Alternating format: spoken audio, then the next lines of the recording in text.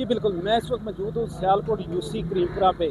मैं आपको बताता चलूँ तो आज ईद का दूसरा दिन है और लाशों का ठिकाने का लगाने का काम सिलसिला जो जारी है, जो रात तक जारी रहता है, जिसकी निगरानी एमडी साहब और डिप्टी कमिश्नर सियालकोट खुद कर रहे हैं। मेरे साथ यूसी करीमपुरा के ZO मौजूद हैं, उनसे पूछते हैं ये लाशें ठिकाने लगाने का काम कितना हो गया है। अस्सलाम वालेकुम।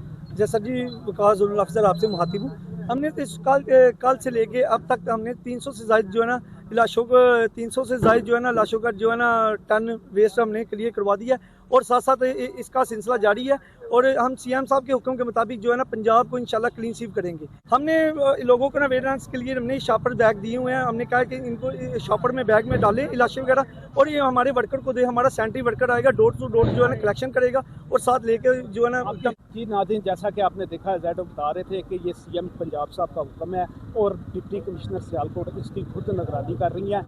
हमारी हेल्पलाइन 24 घंटे के लिए तैयार है। कैमरामैन टीम के साथ इमरान अशरफ, वच न्यूज़ सियालकोट।